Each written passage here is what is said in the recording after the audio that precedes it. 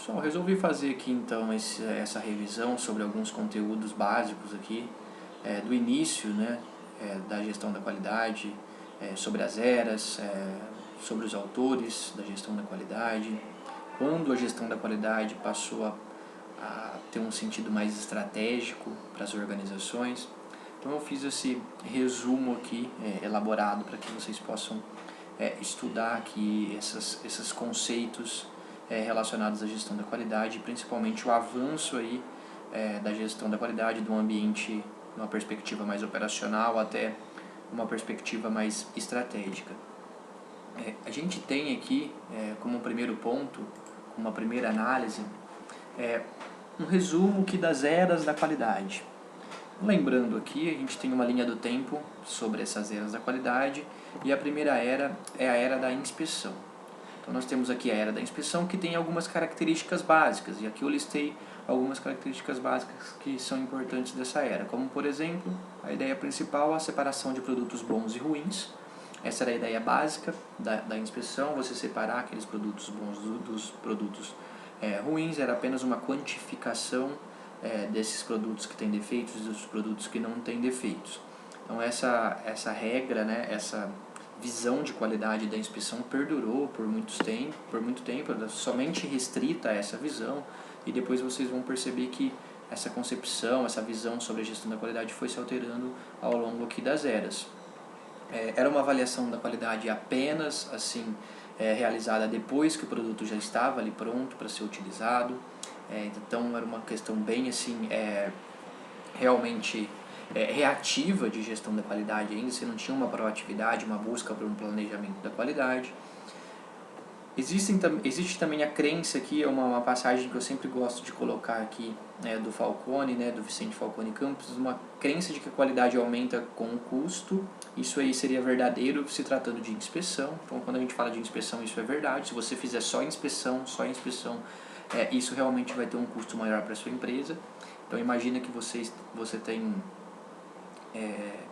produção, você produz todo o seu produto e vai verificar só a qualidade depois da finalização de um processo, depois da finalização quando esse produto já está acabado. Se esse produto tem defeito, consequentemente esse seu custo de qualidade aqui é maior. E depois também teve todas aquelas abordagens de custos de qualidade que a gente vai estudar.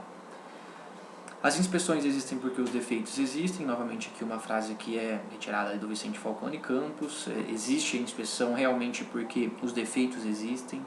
A regra básica aqui, essa ideia básica é que você adote cada vez mais um planejamento, uma gestão da qualidade, uma gestão baseada em riscos, uma gestão baseada aqui em planejar essa qualidade de uma maneira mais proativa.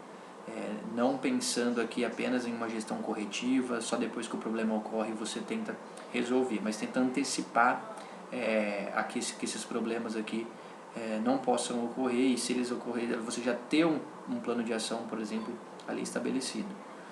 E depois, com a introdução da produção em massa, a gente está falando das eras da qualidade aqui, depois que teve o advento da produção em massa, ficou impossível inspecionar 100%, e aí tem todas as técnicas aqui, por exemplo, de aceitação por amostragem, que começaram a ser estudadas depois da introdução de produção em massa. Inspeção por amostragem é aquela técnica que a gente utiliza para você retirar uma amostra de uma população de dados, e a partir dos resultados dessa amostra você toma uma decisão sobre esse lote, sobre a população desses dados. Essas são as ideias básicas aqui que a gente estudou na era da inspeção. Depois veio a era do controle estatístico. Então a era do controle estatístico, você tem aqui a introdução, obviamente aqui da estatística, principalmente pela ideia de cartas de controle implementadas por Stewart. Você tem uma gestão aqui mais corretiva nos processos, a introdução dessa gestão corretiva, um controle maior dos processos, principalmente por conta das cartas de controle. Você começa a verificar mais aqui essa questão da variabilidade desses dados do processo, se ele consegue ou não atender a especificação de mercado, alguma norma específica que esse processo é estabelecido. Você passa a ter nessa era um conhecimento um pouco maior do processo, um conhecimento um pouco maior das etapas que compõem esse processo. Então é uma visão bem geral, assim, principalmente a ideia dessa introdução da estatística, a disseminação aqui da utilização de cartas de controle que são utilizadas até hoje nas organizações.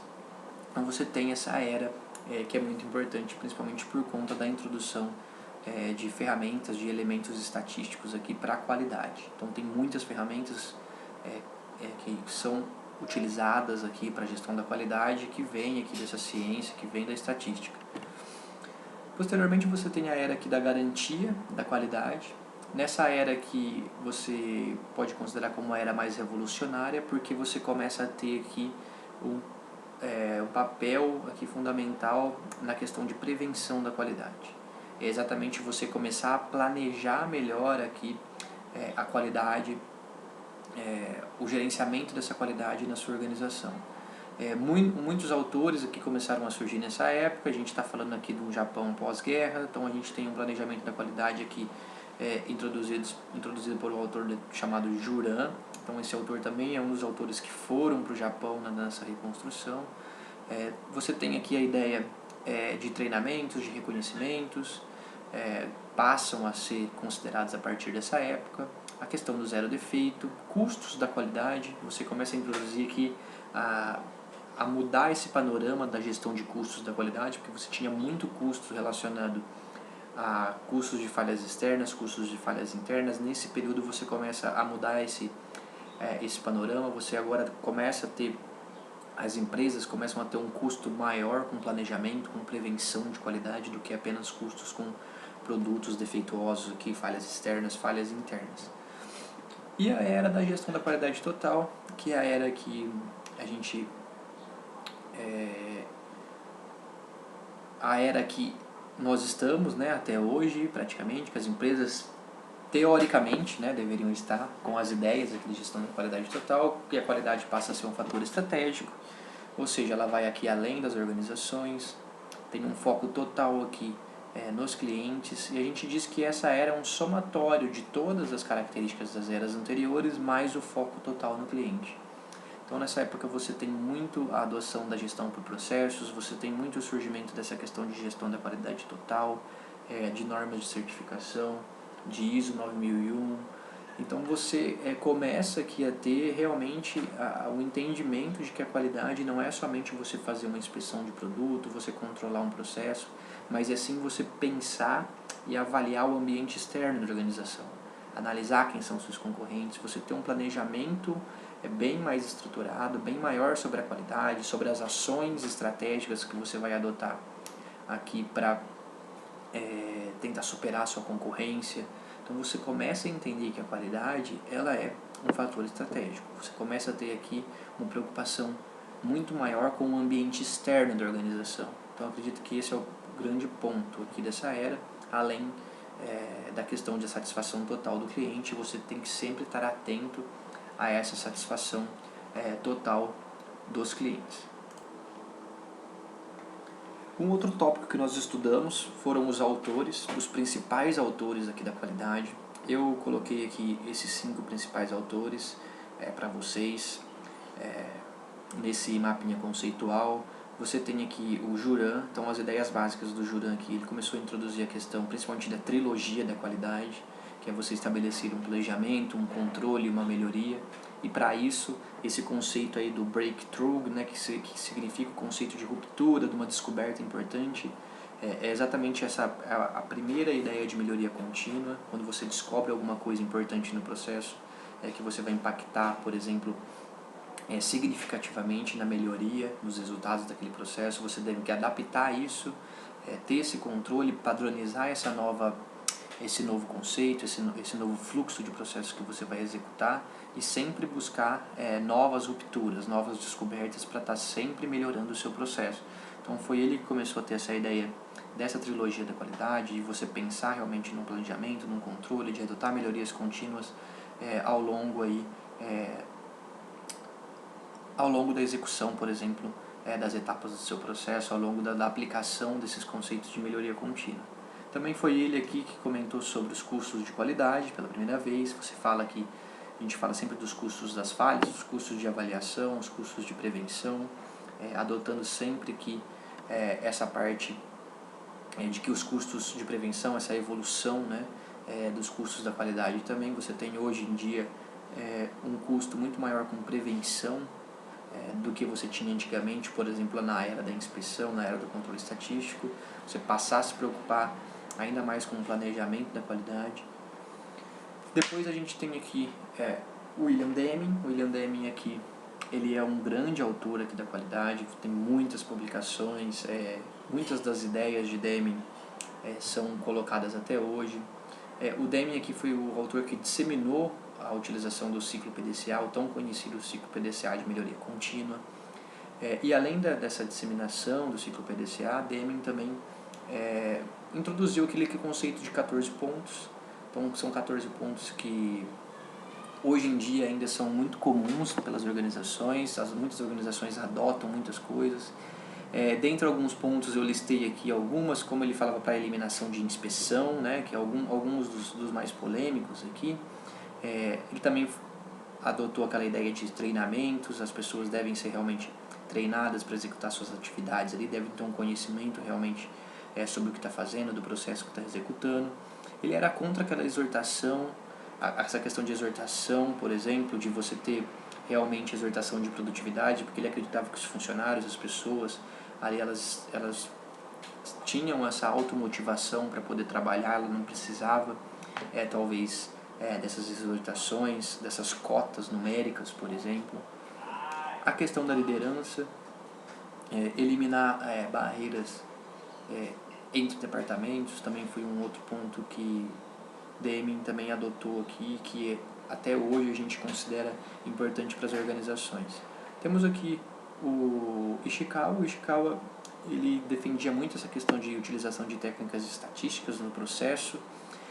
Ele também falava sobre essa questão de amplitude do comprometimento, ou seja, você ter a disseminação dessas responsabilidades por toda a organização, não apenas setores relacionados à qualidade, mas todos da organização ter o comprometimento aqui para a gestão da qualidade.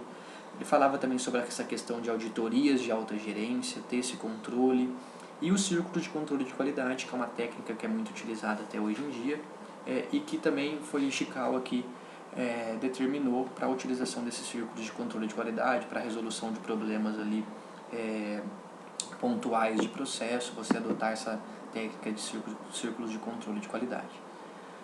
Aqui a gente tem um autor, né, o Feigenbaum. Feigenbaum é um autor já americano, que você tem uma visão mais aqui ocidental da gestão da qualidade. O Ishikawa aqui tinha uma visão um pouco diferente. Por exemplo, o conceito de controle de qualidade total no Japão era muito relacionado aos conceitos de Ishikawa, e aqui no Ocidente, nos Estados Unidos principalmente, Feigenbaum tinha essa definição e que as pessoas mais seguiam.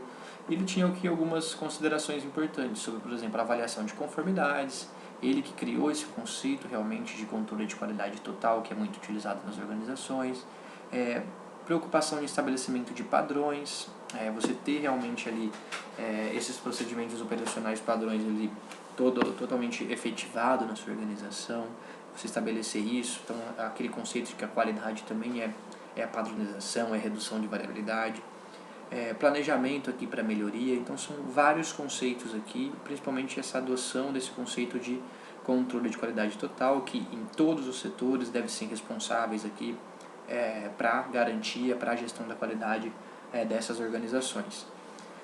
Crosby também era um autor da qualidade aqui, que teve suas 14 etapas, assim como Deming criou seus 14 pontos para a gestão da qualidade. Crosby também teve esses 14 pontos. Dentre esses pontos, ele defendia muito aquela ideia de zero defeito,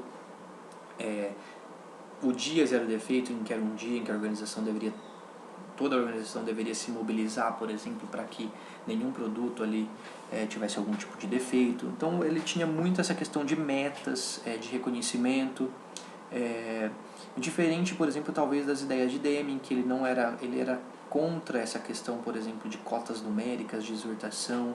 Crosby já tem uma visão mais aqui ocidental, que a pessoa precisa de uma meta, a pessoa precisa de uma motivação a mais, de um reconhecimento a mais para poder executar o seu trabalho. Então são autores muito importantes. Muitas das ferramentas da qualidade que a gente conhece são esses autores aqui que desenvolveram. Então o Ishikawa aí tem muitas ferramentas estatísticas que ele acabou adotando aqui para a gestão da qualidade. Deming, principalmente a questão do ciclo PDCA de melhoria contínua. Então, são alguns autores, algumas ideias básicas aqui que eles passaram aí, ao longo desses anos para os estudos de gestão da qualidade. Um outro ponto muito discutido na nossa disciplina é sobre os conceitos de gestão da qualidade. Qual é a conceituação mais clara sobre qualidade? O que é qualidade? Então as pessoas acabam construindo vários desses conceitos. E foram construídos muitos desses conceitos sobre qualidade. Só que aquele que é mais conhecido, que a gente mais conhece, mais comum, é que a qualidade é o pleno atendimento às necessidades, aos desejos, às expectativas do consumidor. Então esse é o conceito mais claro sobre qualidade. É você produzir um produto ou você prestar um serviço que atende todas as necessidades e expectativas dos consumidores. E quando um consumidor vai buscar um produto, vai buscar um serviço, pesquisa por isso, ele considera múltiplos itens para analisar esse produto ou esse serviço. Então ele consegue aqui, ele tenta verificar se esse produto, se esse serviço, ele consegue atingir todos esses itens que ele pensa que o produto deve ter para atingir essa expectativa, essa necessidade que o consumidor tem. Dentro desses vários itens, a gente poderia citar, por exemplo, vários dos itens lá colocados por David Garvey, né, sobre, por exemplo, desempenho, confiabilidade, conformidade, qualidade percebida, durabilidade do produto, conformidade. Então ele considera múltiplos itens. Então quando o consumidor vai comprar um determinado tipo de produto, ele passa a considerar múltiplos itens para sua compra. Então aqui tem alguns outros exemplos: preço, as características da operação desse produto, a eficiência, a marca do produto, também é um ponto muito importante que chama a atenção do cliente no momento da compra, o acesso ao produto, se ele tem, por exemplo, esse acesso realmente, está sempre disponível, por exemplo, para o consumidor obter esse tipo de produto. E a gente define aqui esse primeiro componente aqui dessa visão abrangente da qualidade como um componente espacial do conceito de qualidade. Então a qualidade ela tem um componente espacial. Se a gente fosse definir a qualidade, a gente definiria aqui no primeiro aspecto que ela tem um componente espacial. E que isso significa? O que isso significa? Que são muitos aspectos que são considerados de maneira simultânea, ou seja, você considera uma multiplicidade de itens quando você vai comprar um tipo de produto. E o produto que oferece para você, consegue te atender na maioria desses itens, é normalmente o produto que você vai comprar, que você vai realmente adquirir. E é isso que as empresas precisam estar atentas realmente nessa questão, né? Será que eu consigo atender todas as expectativas, tudo que esse cliente está pensando ou não sobre os itens que ele considera? Então esse é um ponto que as empresas, as organizações precisam pensar no momento da criação de um produto, no momento da criação desse tipo de produto ou da melhoria desse tipo de produto. Qual é o desafio aqui? Você direcionar esforços para tentar atender esse consumidor, atender todos esses itens que ele considera importante. A empresa que conseguir isso vai ter vantagem competitiva no mercado. Nesse ponto aqui é muito essa questão de qualidade como um fator estratégico. Você precisa entender o que? O ambiente externo da organização. Você precisa entender o que o cliente deseja, como que o mercado está mudando, qual é a real necessidade dele. E um ponto que chama muita atenção, que aí vem um outro tipo de componente para a qualidade, um outro componente aqui, é que o atendimento aqui às necessidades e desejos, ela é bem subjetiva e ela muda constantemente. Tem muitas variações desse atendimento, dessas necessidades e desses desejos dos clientes. O que significa isso, ter variações? A mesma necessidade, o mesmo desejo que o cliente tem hoje, não vai ser o mesmo, por exemplo, que ele vai ter amanhã, que ele vai ter nos próximos dias, nas próximas semanas. Essas expectativas com determinado tipo de produto, elas vão se alterando com o tempo. Então hoje o que serve, o que aquele cliente considera vai ser diferente do que ele vai considerar nos próximos dias. Então existe muita variação, ainda mais hoje, se você pensar hoje em dia, por exemplo, em avanços tecnológicos, nas empresas criando novos tipos de produto a todo tempo, impondo, querendo ou não, novas necessidades e desejos nos clientes. Isso acaba interferindo muito essa questão de atender as necessidades e desejos desses clientes. Então essas variações aqui, ela determina esse conceito evolutivo da qualidade, que a gente determina como um componente temporal. Então a qualidade ela tem dois componentes, um componente espacial, que é você atender esses múltiplos itens de maneira simultânea, e esse componente temporal, que é você estar realmente preocupado, ter realmente essa preocupação com a evolução, com as variações desses desejos, dessas necessidades dos clientes, para você não ficar perdido aqui no tempo, não ser ultrapassado por seus concorrentes. O desafio é você transformar realmente consumidores, pessoas que hoje ainda não são seus consumidores. O que você precisa para isso? Investimento no ambiente externo de organização, você verificar, fazer pesquisas realmente de mercado. Isso é exatamente o ponto aqui da gestão da qualidade total, da era da qualidade total, o monitoramento constante desse ambiente externo, dessas necessidades e desejos dos clientes, dos seus concorrentes, o que eles estão fazendo, como que eu posso melhorar, como que eu posso superá-los. Esse é o ponto. E esse conceito, esse conceito aqui da qualidade, ela vai migrar para o conceito de melhoria contínua. Então o conceito ele migra para a melhoria contínua porque você quer realmente sempre melhorar o seu produto, melhorar o seu processo baseado nesse ambiente externo da organização. Finalizando, a qualidade então, com a adequação ao uso, ela tende a esses dois aspectos, a esses dois componentes, a questão da evolução e a questão da multiplicidade dos itens.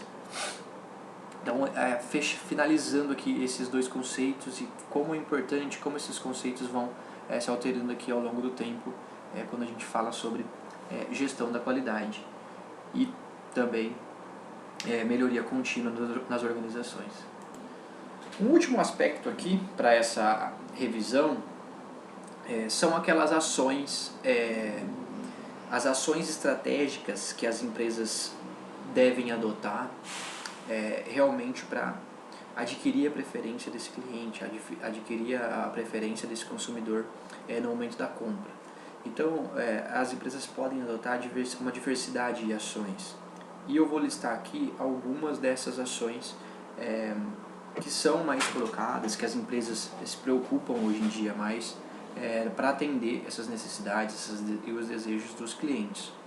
Uma dessas ações que são mais importantes, que é um conceito também de qualidade, é a ação da adequação do produto ao uso. O que significa você fazer essa adequação do produto ao uso? É você ter uma avaliação constante desse ambiente externo da organização, você entender exatamente o que o cliente deseja, o que essa demanda, o que o cliente deseja, para você tentar satisfazer esse desejo do seu cliente. Esse é o modelo mais básico, Você realmente entender qual o que o cliente pretende, o que ele deseja ali, qual que é a necessidade dele, e você conseguir com o seu produto, com o seu serviço, atender. Você ter o máximo ajuste a essa demanda, ou seja, você conseguir atendê-lo da melhor maneira possível, do jeito que ele quer. Então, ele focaliza o consumidor como toda a fonte de avaliação sobre a qualidade de um produto. O consumidor aqui, ele é o ponto principal. Ele é a ideia de foco no cliente mesmo, você ter essa estratégia sendo adotada na organização. Você precisa, por exemplo, de uma ação estratégica dessa, como que é a adequação do produto ao uso, ao que o cliente pretende. Você tem um outro ponto que é uma relação direta entre áreas produtivas e setores consumidores. Essa questão aqui é um processo de comunicação realmente direta com consumidores. Isso aqui é realmente um ponto muito importante. Os clientes levam muito em consideração essa comunicação direta, esse serviço, por exemplo, de pós-venda, essa preocupação com o cliente, se ele está realmente satisfeito ou não com o produto que você acabou de vender, com o serviço que você acabou de prestar. Então essa relação direta traz ali mais uma segurança para o cliente, que ele adquiriu realmente um produto bom, que ele adquiriu realmente um serviço ali que foi eficiente e que é exatamente o que ele esperava. Então essa relação é muito importante, esse processo de comunicação entre empresa, entre consumidor, ela é muito importante. Ela vai aqui direcionar realmente, ela é uma ação estratégica mesmo, que é um ganhador de pedido, digamos assim. Podemos dizer que quem tem esse processo de comunicação, ele é levado em consideração com certeza no momento da compra aqui de um produto. A diferenciação entre clientes e consumidores, você define quem realmente são seus consumidores hoje, ou seja, aqueles que estão consumindo efetivamente o seu produto, e quem são clientes potenciais. Então a empresa que se preocupa com isso, que ela busca quem são seus clientes potenciais, ou seja, pessoas que ainda não consomem o seu produto, essa empresa ela pensa um pouco à frente, ela tem uma visão a longo prazo, ela tem uma visão ali um pouco, ela tem uma visão realmente de mercado, de você adquirir novas fatias de mercado, chegar com esse produto em áreas ainda que você não consegue chegar, numa população ainda que você não consegue chegar. Então essas empresas elas têm um pensamento mais proativo, elas conseguem realmente ter essa diferenciação, essas pessoas que pensam e que têm claramente o sinal, quem é seu consumidor, quem é seu cliente potencial. A multiplicidade de itens é uma questão que a gente já comentou aqui nesse vídeo. Então, a empresa que atender o maior número de variáveis que o cliente considera importante, que ele tende a considerar no momento da compra de um produto, ela vai ter uma vantagem competitiva. Isso é realmente também uma ação estratégica que quando você busca diferenciação, esse é um ponto que torna você realmente diferenciado, você conseguir atender com perfeição esses múltiplos itens que o cliente considera importante.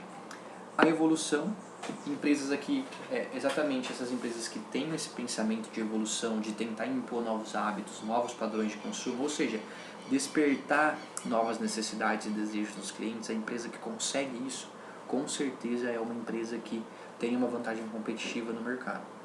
Então, empresas, por exemplo, do setor de tecnologia conseguem muito isso, adotar uma nova tecnologia, por exemplo, um novo smartphone, um novo computador, uma nova tecnologia que você acaba impondo nesse cliente essa necessidade. Ele não tinha aquela necessidade, mas a partir do momento que você lança um produto desse tipo, você consegue impor essa necessidade, esse desejo no cliente. As empresas que conseguem isso, com certeza, elas têm a vantagem competitiva, elas estão adotando um modelo aqui de diferenciação da sua concorrência.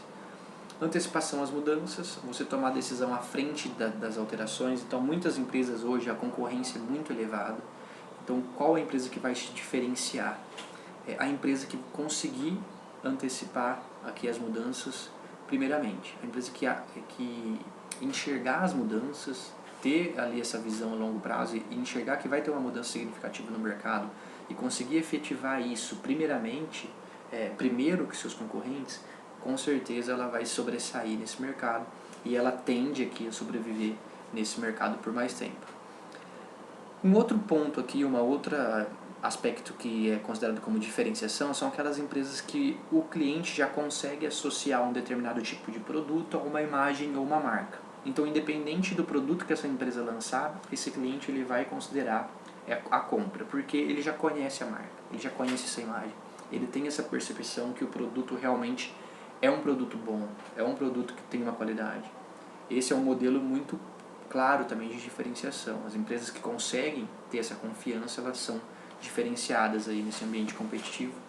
E dois pontos aqui que estão crescendo muito, que são questões aqui de responsabilidade socioambiental. Hoje o perfil desses clientes eles mudaram muito, a gente está numa nova era, numa nova era assim, de consumo. As pessoas hoje em dia elas são bem mais preocupadas com essas questões de responsabilidade socioambiental do que, por exemplo, as pessoas eram antigamente. As pessoas ainda não tinham essa percepção da importância da responsabilidade socioambiental. Hoje, empresas que adotam esse sistema têm uma preocupação, tem, por exemplo, normas aqui de sistema de gestão da qualidade, a ISO 9001, a norma aqui relacionada com responsabilidade social implementada, apresenta aqui características que visam o bem-estar aqui socioambiental. São empresas que também podem se diferenciar no mercado. São aspectos realmente importantes. Então, resumo, tem outras inúmeras ações que as empresas podem adotar para se diferenciar no mercado. Essas 9 ações aqui são algumas delas. E são ações realmente importantes que, se as empresas conseguirem executar, com certeza, algumas dessas ações, com certeza ela vai ter algum ponto de diferenciação em relação à sua concorrência.